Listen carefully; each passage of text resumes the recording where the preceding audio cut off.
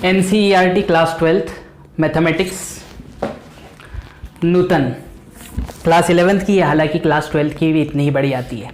जी हाँ, class 12th के बच्चों का सबसे ज़्यादा पूछा हुआ सवाल कि क्या NCERT हमारे लिए इनफ होगी बोर्ड एग्जामिनेशन के प्रिपरेशन के लिए। शायद उनमें से कुछ बच्चे जो पूछने वाले हैं वो NCERT नहीं लाए होंगे या फिर उन्होंने देखी नहीं होगी।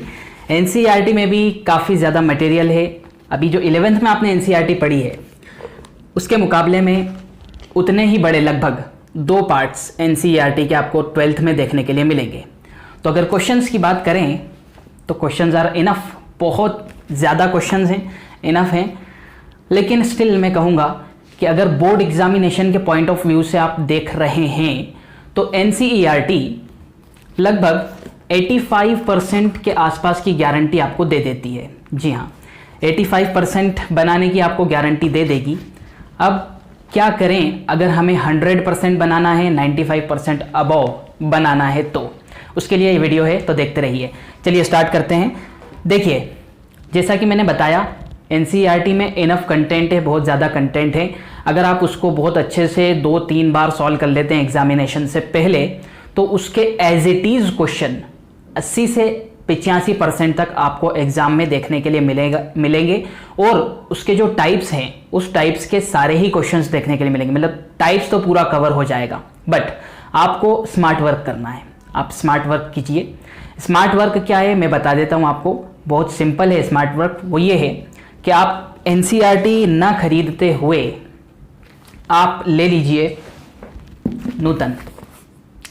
नूतन गणित ले लो आप, या आप युगबोध भी ले सकते हैं। कुछ बच्चे नवबोध या युगबोध जो है प्रेफर करते हैं और कुछ बच्चे ये प्रेफर करते हैं। बट अगर हम बात करें तो मैं ज़्यादा जो झुका हुआ हूँ वो युगबोध की तरफ ज़्यादा पलड़ा झुका हुआ है मेरा, रादर देन नूतन। बट होता क्या है कि ज़्यादातर स्कूल्स में नूतन ही पढ़ाई जाती है, इसलिए नूतन भी आप खरीद सकते हैं। अगर आपको इन फ्यूचर कभी स्कूल में जैसे जाएं और फिर प्रॉब्लम आए कि भाई नूतन लेकर आइए, हम इससे पढ़ा रहे हैं, तो ओके। अब इसको क्या करना है, आपको पूरी सॉल्व करना है क्या? नहीं, बिल्कुल नहीं। अगर आपको 95% अबव बनाना है तो आपको अभी एक नूतन खरीद लेना है। उसके अलावा 2020 की आपको बाय कर लेना है परीक्षा बोध। मतलब अभी 2021 की तो परीक्षा बोध अभी से नहीं आएगी, वो सितंबर अक्टूबर के आसपास आती है। तो अभी 2020 की यानी जो एग्ज़ाम हुए हैं और जो लास्ट ईयर लॉन्च हुई थी वो वाली परीक्षा बोध खरीद लीजिए। अब मैं स्ट्रेटेजी बताता हूँ आपको कि किस तरह से आपको पढ़ाई शुरू करनी है। देखिए, ये नूतन आपको पूरी नहीं करनी है, सबसे पहली बात तो ये है। तो किस तरह से करनी है? सबसे पहले नूतन हो या युगबोध हो, उसके सारे के सारे एग्जाम्पल्स आपको करने हैं। जितने भी एग्जाम्पल, जिस भी चैप्टर में जो एग्जाम्पल है, एक भी एग्जाम्पल नहीं छोड़ना है, पहली चीज़। दूसरी चीज़, इसमें एक्सरसाइज में लिखे हुए होंगे, लिखा हुआ होगा, क्या लिखा हुआ होगा? NCERT के सारे क्वेश्चंस करना है, ओके। उसके अलावा जो लास्ट ईयर क्वेश्चंस जो दिए हुए होते हैं इसमें कि 2000 MP 2009 में, 2010 में, 2015 में क्वेश्चन आया हुआ है, वो सारे क्वेश्चंस करने हैं। तो इसमें से आपको 3 तरह के क्वेश्चन करने हैं। एक तो एग्जाम्पल्स पूरे करने हैं, उसके बाद NCERT लिखे हुए सारे क्वेश्चंस करने हैं, उसके बाद जो लास्ट ईयर क्वेश्चंस लिखे हुए हैं वो सारे करने हैं। इससे आपका क्या होगा? इससे आपकी लगभग ये समझ लीजिए 90 to 95% की तैयारी हो गई है, पक्का, बिल्कुल। अब ये सब आप कर लेंगे तो ये जो जितनी मोटी आपको किताब दिख रही है उससे आधी करना रहेगी आपको। मतलब समझ रहे हो आप? ये जो 3 चीज़ें मैंने बताई है आपको बेसिकली, कौन कौन सी? एग्जाम्पल्स, NCERT क्वेश्चंस और लास्ट 10 ईयर्स जो क्वेश्चंस हैं इसके अंदर रहेंगे, वो अगर आप कर लेते हैं तो ये 50% हो जाएगी, आधी हो जाएगी बुक। मतलब आधे से ज़्यादा क्वेश्चंस आपको छोड़ने रहेंगे और आपके सारे टाइप्स कवर हो जाएंगे। उसी के साथ साथ आपको क्या करना है, मैंने आपको बताया है अभी, आपको करना है परीक्षा बोध लेकर आना है 2020 की, यानी अभी लेटेस्ट वाली, 2021 की नहीं, 2020 की। जो भी चैप्टर आपका कंप्लीट होता जा रहा है परीक्षा बोध का, उसमें से एक एक क्वेश्चन आपकी खुद की मेथड से आप सॉल्व कर चुके हों। ये चीज़ आप कंफर्म कर लें कि हम सारा पूरा के पूरा परीक्षा बोर्ड का जो भी एक एक क्वेश्चन है उसको हमारी मेथड से हमने जो सीखी है, परीक्षा बोर्ड की मेथड नहीं। इसलिए मैं परीक्षा बोर्ड की मेथड को ज़्यादा रेफर नहीं करता हूं बच्चों को, कि परीक्षा बोर्ड की मेथड में प्रॉब्लम ये है कि बहुत सारे ऐसी मेथड्स होती हैं, उसके अंदर बहुत से ऐसे क्वेश्चन होते हैं जो हमें फुल मार्क्स दिलाने की गारंटी नहीं लेते हैं। उसमें जो है मार्क्स आपको कट जाए। फॉर एग्जाम्पल 5 मार्क्स का क्वेश्चन है, अब उसको ऐसा सॉल्व कर दिया गया है कई क्वेश्चंस में कि आपको उसमें 3-4 मार्क्स से ज़्यादा कोई नहीं दे सकता। तो इसलिए आपने जो मेथड सीखी है उसी से आप परीक्षा बोर्ड का एक एक क्वेश्चन करेंगे।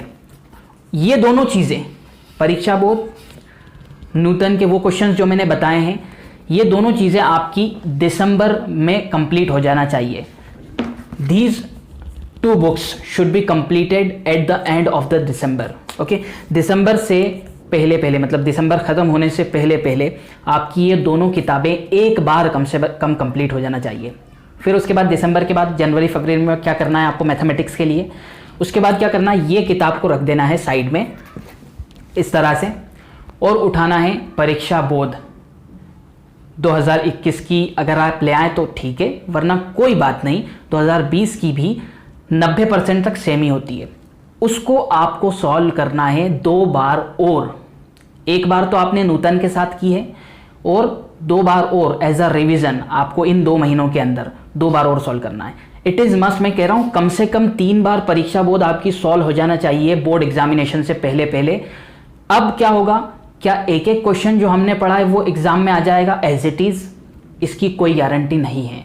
फिर क्या है, 80% से ज़्यादा क्वेश्चंस तो आ जाएंगे, बट जो टाइप्स आपने कवर किए हैं उन टाइप्स के क्वेश्चन आ जाएंगे और उन टाइप्स के जो क्वेश्चन आएंगे उनमें जो है डिजिट थोड़ा चेंज होकर आ सकता है।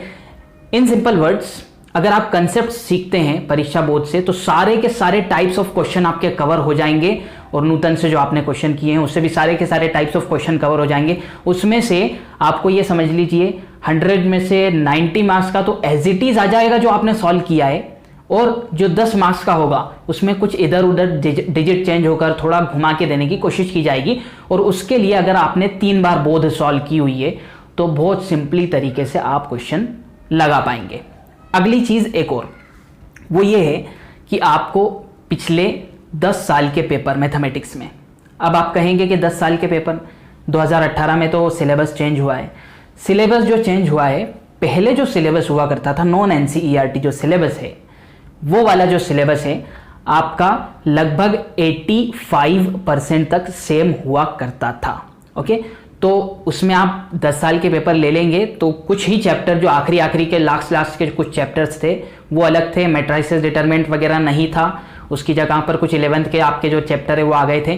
तो उन पेपर्स में से आप देख कर कि भाई ये चैप्टर हमारे चैप्टर का क्वेश्चन है, वो आप पिछले 10 साल के, नहीं तो मिनिमम अगर इतना आप कर रहे हैं, परीक्षा बोर्ड 3 बार सॉल्व कर रहे हैं और ये नूतन 1 बार कर रहे हैं जैसे मैंने बताया है, तो आप मिनिमम 5 साल के पेपर तो सॉल्व बहुत अच्छे से कर लें। और एक बात जो मैंने आपको बताई है रिवीजन वाली, ये मस्ट है, आपका 3 बार मैथमेटिक्स पूरा शुरू से लास्ट तक कंप्लीट हो जाना चाहिए जिस तरह से मैंने बताया है। तो आपको 95 अबव या 100 मार्क्स लाने से कोई नहीं रोक सकता। अच्छा, ऑब्जेक्टिव्स में कई बार क्या होता है कि कंफ्यूजिंग ऑब्जेक्टिव्स आ जाते हैं, हर साल ऐसा होता है, और वही मेरिट लिस्ट डिसाइड करते हैं, वो वाले ऑब्जेक्टिव मेरिट लिस्ट डिसाइड करते हैं। अच्छा, 95% तक तो बहुत अच्छे मार्क्स, मतलब बहुत से बच्चे मार्क्स ले आते हैं, 100 मार्क्स लाने में प्रॉब्लम आती है। 100 मार्क्स लाने में क्यों प्रॉब्लम आती है? ऑब्जेक्टिव में अड़ जाते हैं बच्चे, प्रॉब्लम आ जाती है। ऑब्जेक्टिव्स के लिए पिछले 10 साल के ऑब्जेक्टिव्स को आप रट डालो, बिल्कुल एकदम रट डालो।